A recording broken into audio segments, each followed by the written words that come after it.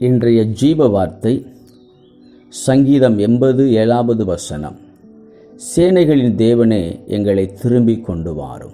எனக்கு அன்பான தேவ பிள்ளைகளே, தேவச்சன்னங்களே, வேதம் சொல்லுகிறது, சேனைகளின் தேவனே எங்களை திரும்பி கொண்டு வாரும்.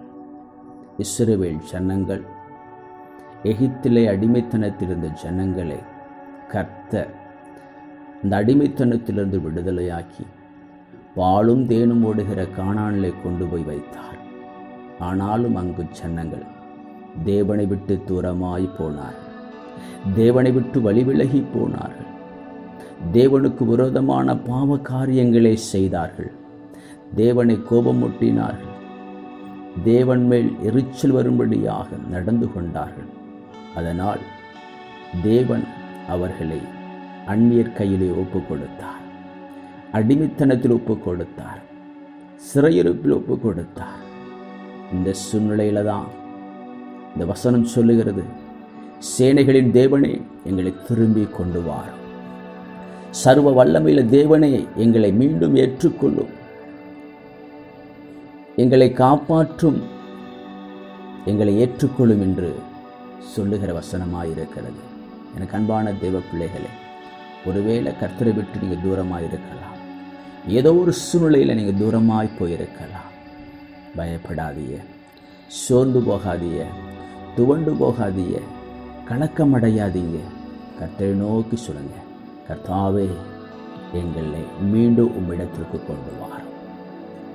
மீண்டும் உம்மோடு பயணிக்கிற அனுபவம், உம்மோடு தொடர்ந்து பயணிக்கக்கூடிய சஞ்சரிக்கக்கூடிய அனுபவம் எங்களுக்குள்ள உண்டாகும்னு சொல்லி கேளுங்க.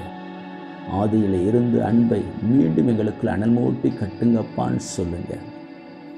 எழுந்து கட்டுவோம் வாருங்கள் என்கிற வசனத்தின்படி மீண்டும் ஆவிக்குரிய வாழ்க்கையிலே கர்த்தரோடு எழுந்து கட்டக்கூடிய காரியத்தை அப்பா ஆவியானவர் எங்களுக்குள்ள செய்யுங்கன்னு சொல்லி கேளுங்க. எழுந்து போன உங்களுடைய வாழ்க்கை, வழி விலகி போன உங்களுடைய வாழ்க்கை, இருளான உங்களுடைய வாழ்க்கை மீண்டும் வெளிச்சத்துக்குள்ளே கொண்டு வருவார்.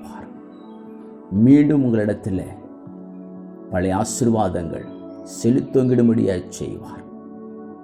அன்பான தேவ பிள்ளைகளே, தேவச்சன்னங்களே, அடிமைத்தனத்திலிருந்து இஸ்ரவேல் ஜனங்களை மீண்டும் கர்த்தர் கொண்டு வந்து தன் தேசத்தில் வைத்து அவர்களை ஆசீர்வதித்தார்.